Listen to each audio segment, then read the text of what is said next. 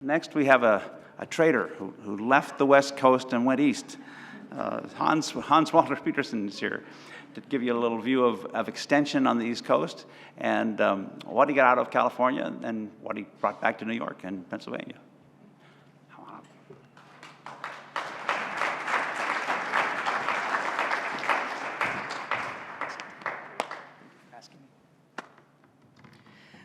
I could buy a house in New York when I left graduate school. That's why I went to That's why I went to New York. I can't tell you how appreciative I am for this opportunity to be here and to thank Andy properly for my time here and for taking me on. When I came to Davis, and my first visit with Andy was 25 years ago next week. My wife pointed that out to me yesterday, and I just went, holy crap, I'm old. But I came to Davis wanting to study more in the area of vine physiology. So I talked to a couple people in that area, and I just happened to go talk to Andy because he was a friend of a friend back in Minnesota, where I was coming from. And he said, so what do you want to do, and what are you thinking about, and all this kind of stuff. And I was just kind of like, well, I'm thinking about physiology. It was kind of like, I have money for a student, and did you ask those guys if they have money for students? And I said, no. He said, make sure that they have money for you. They didn't, so I went to Andy. So I ended up working in a rootstock breeding lab, which was not what I was meant to do, what I was intending to do, but it was the best thing that ever happened to me. I think many of you know that not only is Andy a great grape breeder, rootstock breeder, he's probably the best extension person I've ever met. And I'll talk about that in a little bit. But yes, I finished my time here at Davis, got my master's, and then on the advice of another Walker Lab graduate, Dr. Peter Cousins, took an interview out in Lake Erie region of Western New York, and the rest was history. So I was in the Walker Lab for 2 years, from 1999 to 2001. Proceeded to head out to the Western New York, to Concord country. So if you think about the Central Valley of California, that's the East Coast version of high production viticulture. Lots of grapes, lots of leaves, lots of water, and low prices. So I really got an education in, I told a lot of people, I learned about viticulture at UC Davis. I learned about farming when I went out to the Lake Erie region and to Cornell. But I was there for 6 years, and then 15 years ago in 2007, I went over to the Finger Lakes, where I've been ever since. And when I got to my office in the Finger Lakes, of course, there's a copy of the classic book, Dr. Winkler's book, General Viticulture. I thought, oh, great, because I forgot to bring mine from when I left Davis. And so I went and I opened it up, and there's this inside. It was Professor Nelson Shawless's copy of General Viticulture, signed by Albert Winkler. So this is one of my prized possessions that sits in my office, and I'll be damned if the next person is going to take it from me when I retire. So, but I look at this as kind of a very small symbol of my connection to both the East Coast and the West Coast. So if you're not familiar with New York and grape production in New York, just a very quick primer. Like I said, I'm in the Finger Lakes region, right there in the middle of the state. Where I started out of my career is out there on the west side in the Lake Erie region, that tiny spit of land right next to Lake Erie. That is where about 2/3 of the grapes are grown in New York State, even though it's the smallest acreage, just total land area. There's about 20,000 acres of mostly Concords and Niagaras grown out there, Labrusca varieties for places like Welch's. And then the rest of the regions in purple there are all kind of our traditional grape growing regions, the Finger Lakes, the Hudson Valley, and out on Long Island. There is a growing industry, very small, but growing somewhat in northern New York, thanks to some of the varieties that have come out of the University of Minnesota that are very cold hardy. So there is grape growing happening all over the state of New York now. The reason we can grow grapes in New York and the kinds of grapes that we grow in New York is because of what we call the lake effect. And this is probably the best image that I've ever seen demonstrating the lake effect. So up at the north there at the top is Lake Ontario. We call that our furnace. And then the two long lakes that you see in the middle there are, to the west is Seneca, or to the left is Seneca Lake, and to the right is Cayuga Lake. Cornell is down at the base of Cayuga Lake there. Those lakes are hundreds of feet deep and rarely freeze. Seneca Lake hasn't frozen in over almost 100 years. And because of that, you can see what happens when we get cold temperatures. There's a very strong shadow of heat that keeps snow from accumulating, keeps temperatures warmer near those lakes. So we call Lake Ontario our furnace. We call the Finger Lakes our space heaters. So the lake effect is very different in different parts of the area. But that's the reason that you'll see, if you noticed on that map before, all of our grape growing regions right now are centered around bodies of water. And it's because of that moderating influence. So when I was here at Davis, I worked on, as I said, it was kind of an area that I hadn't intended to come to grad school to work on, but I ended up working with a population of Rupestris rotundifolia rootstocks that Andy was working with, trying to look at how well fan leaf virus would transmit through these up into scions. And so spent a lot of time with Peter learning how to rinse out nematodes and count them and inoculate them into pots, and also how to identify grapevine disease.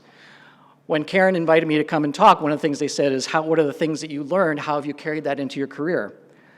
I haven't looked at a dagger nematode since, and we pretty much have no fan leaf that we found, at least. It's probably out there, in our vineyards. So from that standpoint, I really haven't used it that much. But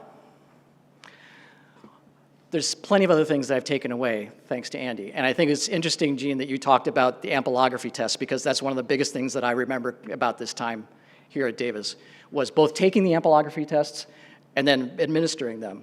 And I actually took a walk out in the ampelography box out here the other day, and Gene, your offer to do the ampelography test again, no. It would not be pretty. I could find Riesling and Cabernet Franc and Chardonnay, and I'd be good. But other than that, I remember when we first started to learn ampelography, I kind of thought, what's the point of this? You get the bundles from the nursery, they tell you what it is, you have a map, and then you just know what they are. In a region where we have over 100 different grape varieties growing, it's important. Even if I can't identify all of 100 of those varieties, but knowing how to look at tomentum, petiolar sinus shapes, vein patterns, things like this, it's all become very important. And so when I walk into a vineyard and I can say, oh, that's a nice block of Concord that you got over there, oh, that's what's going on with this Cayuga White, and people say, how do you know that? It's because of the skills I learned in the ampelography tests and out in the vineyards with Andy. I also learned that you should not eat all of the Suavis grapes while the students are taking the ampelography test, because you will not feel well after the end of that. As I said, probably one of the biggest things that as I reflected on my time here and was kind of preparing for this, is that Andy is one of the best science communicators I've ever seen and listened to. He knows his audience, and he adjusts his speaking to that audience. He can talk to a group of growers and industry members. He can talk to a group of geneticists and scientists, and they both are incredibly clear and well thought out and concise. And it's one of the things that has absolutely impressed me about him anytime I come to see him at ASEV or at Unified, or when I was taking classes with him. And it's something that in an extension role now, I really try to be very cognizant of. Who am I talking to? What level are they at? And how do I need to adapt how I address something? It's something that Andy is an absolute master at. And it's just absolutely amazed me and continues to be something that I aspire to. And I remember Andy talking about this so much, vine balance. Vine balance, vine balance, vine balance, vine balance. And in an area where we get, and it's become something that's very central to what we do on the East Coast, it's central to everything that we do in viticulture, obviously. But especially in an area where we get the kind of conditions that we have, it has become an incredibly important thing that we have to focus on. The graph in here is one that a colleague of mine, Terry Bates, developed a number of years ago, along with other, based on research with him and others, kind of showing the idea of vine balance. And I show this graph in almost every talk where I talk about viticulture, because to me, this is the essence of what we try to do, creating balanced vines. All the stuff about rootstocks, all the stuff about trellises, training systems, leaf pulling, shoot thinning, it's all about this. And this is the central tenet, and this is what I learned from Andy. So as you can guess, things are a little bit different between California and New York, but it all comes back to water, doesn't it? You guys don't have enough, we have too much.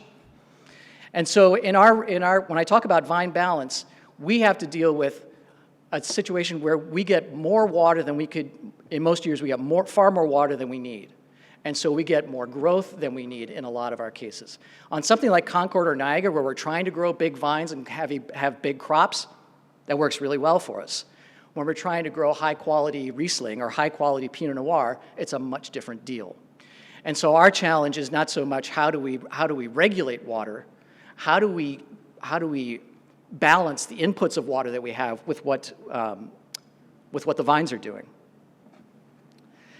So this is just a really quick illustration of what we have. So in the blue bars, the blue and the red bars are from Geneva, New York, where Cornell's experiment station is based. In 2016, which was our driest year in 50 plus years, we had about 15 inches of rain, and about half of that fell in October. But our normal rainfall is about 3.5 inches a month, including September harvest, including October harvest. And so this is one of the big challenges that we have is managing soil water when we have this kind of control. And it's nothing that we can turn on and off. It's going to come, whether we like it or not. And we can't predict how much we're going to get. So when we talk about tools that we can use to look at this, one of the things that people obviously mention right away is rootstocks. And we have a number of different rootstocks. A lot of our vineyards are planted on 3309. But we also have more that are being planted on Riparian Gloire and 10114. Those are probably the big three in our region now. Part of the reason I started to encourage people to plant Riparian Gloire is its reputation as a lower vigor rootstock. And then I planted Riparian Gloire in our little research vineyard. And what we find out is basically, if you give vines all the water and nutrients they want, there is no such thing as a low vigor rootstock. Those differences wash away. So if you have a very droughty situation, very sandy soils, sure, we start to see some differences. But in most of the Finger Lakes, where we have 2.5 to 3.5 or 4% organic matter in our soils, and 3.5 inches of water a month, doesn't matter. So rootstocks really aren't as much of the traditional rootstocks that we've been using aren't as much of an issue, aren't as much of an answer for us. So what are some? Well, we have a number of growers that have gone to divided trellises. Scott Henry is a pretty popular option. That's actually most of what we have for divided trellises because we do a lot of cane pruning in our vinifera blocks. New York is actually the home of Geneva Double Curtain, named after Geneva, New York, developed by Nelson Shawless. There is none in New York, which is unfortunate. But it's a very hard, the mechanization options for it, especially harvest and pruning, get to be very difficult and kind of unwieldy, so everything's kind of gone back to single curtain, which is unfortunate. But we do have some of our premium vinifera vineyards converting to Scott Henry. I have been encouraging people to increase their vine spacing. A lot of our newer vineyards are going in at meter spacing, 4-foot spacing, and I basically say, if you're convinced to do that, go ahead and do it, and then just do me a favor, and about 5 years into this, cut out every other vine in one row and see what happens. Every single time we do it, the fruit is better in that one row. So hopefully the message is starting to get out, but that's one thing that we can be doing. After just saying that rootstocks don't make a difference, we are starting a rootstock trial this next year. But we're looking at some other less used ones in our region just to see if there is something that we can get. Apples have all sorts of options for dwarfing rootstocks. I don't know that we have one in New York yet, and I want to find that out because if we can, it's going to help us make a big difference. Root pruning is something that we've started to look at in addition. Some work done by Tony Wolf and some of his students down in Virginia has really shown some impacts to be able to reduce vine size in that, just basically reducing the box that the roots are occupying. So we're going to be looking at some of that too. Some of the most exciting stuff is happening, some new technologies that are coming available to address vine balance and look at crop load. The maps that you see on the left there are from Dr. Terry Bates, a colleague of mine out in Western New York, who really is kind of one of the leaders in digital viticulture in the United States right now. These are digital GIS maps that he has created from one of their research blocks. Over on the left there is actually the yield and pruning weight ones are backwards, but the map on the left is a pruning mass map. The one in the middle is a yield map from yield monitors. And then the map on the right is basically combining those two into a crop load map. This is something that I think if we can have every grower getting a crop load map, especially a predictive crop load map during the season, could be a game changer in viticulture. And what can you do with that? Then you can do all the things that we talk about in viticulture. You can do things like variable rate shoot management. You can do differential harvesting, different quality of grapes, depending on what those maps tell you. There's all sorts of possibilities that this new technology is leading us to, but it all goes back to those basic viticulture tenets of vine balance. How much exposed leaf area do you have? How much fruit do you have? What's the relationship between those? The other major focus of what my program is looking at, again, it deals with water, is we are having increasing problems with late season cluster rots. You can imagine with 3 to 4 inches of rain every September and October, this becomes a challenge for us. So what we know, if you don't know about this, obviously there's botrytis, which I'm sure most of you are familiar with, but also sour rot is becoming a more and more of a major issue for us. Sour rot is a complex, very complex disease that happens between yeasts and bacteria and fruit flies. And so it's not something that we can just kind of spray one thing and be done with it, or one practice and be done with it. It's something that requires multiple strategies that we're trying to just piece together right now. What we know is not a solution is controlling the fruit flies. We have seen very rapid development of resistance to insecticides in our vineyards where insecticides have been used against fruit flies. When you have a pest that has a new generation every 5 to 7 days during the harvest season, that pressure of mutations and on the resistance gene to kind of run through the population is increased. So we know that insecticides aren't the long-term answer. A couple of things that we are starting to look at is things more on the cultural side. Looking at bloom time leaf removal. Can we remove leaves at the beginning of bloom, starve the clusters a little bit, and cause reduced fruit set? Open up that cluster so we don't have them that are quite so tight and can dry out a lot faster. We're also starting to look at the ability of UV light to control these microorganisms. Some of you have probably seen some of the recent releases on research that's been done at Cornell and other places looking at the ability of UV light to control powdery mildew. Some of the anecdotal data that's been collected along the way, or early data that's been collected as part of those also, is seeing a bit of a reduction in sour rot in some of those plots. So we're setting up our first year of a replicated trial to start to look at both of these practices, both alone and combined, to see what they can do for sour rot. Because again, I don't think a chemical means is going to be able to be the final answer. And finally, getting back to breeding, I think ultimately our long-term solution is better cultivars. We're still farming the same cultivars that most people have been farming for thousands of years. And that includes things that we're growing in the Finger Lakes like Riesling. We love Riesling. I love the Riesling wines that we make. They're not meant to be there. They're not adapted for that climate. We need varieties that are better adapted to our climates. So we have some options that are coming down the pipeline. We have a new variety. There's a hybrid variety, an old hybrid variety called Vignoles, which is a very sour rot prone cluster because it's a very tight, very Pinot-like cluster. Several years ago, about 15 years ago, a USDA scientist took a whole bunch of buds of these and exposed them to a whole bunch of gamma radiation in an effort to try to see what clonal variation they could create. We now have 2 clones that were still in the testing phase that are looser clustered, still good yields, but get less botrytis. We're going to try to quantify that reduction in botrytis and sour rot in the coming few years. We're looking at some of our traditional varieties and using them in new crosses. So we have a variety of selection that's coming out of Bruce Reich's program, our breeder at Cornell, that is a cross of Cayuga White, which is an old hybrid that came out of Cornell, and also Riesling. Has some very nice Riesling characteristics, but much less disease prone. And I think the other piece that's coming out is the ability of us to use these, the technologies coming out of the VitusGen project to be able to find new markers and much better markers to assist in that breeding process also. I'm almost done. So one of my family's favorite phrases, my wife's family's favorite phrases, is "who knew?" When I came to Davis, I had every intention, I think sound like Gene maybe did, of I'm going to come to California and I'm going to be a rock star winemaker or vineyard manager. Who knew that I wouldn't be in California, but in New York instead? Who knew that I'd go into extension and not into the industry? Who knew that one of my mentors and models would be a rootstock breeder? I can't thank you enough for what you have done for me in my career. I wouldn't be where I am without you, without your guidance and your support. And I know a lot of other people in this room feel the same way, all of your students. It's been a joy, it's been an honor to be a Walkerite. And again, I can't thank you enough for asking me to be here today. It's an absolute honor. Thank you.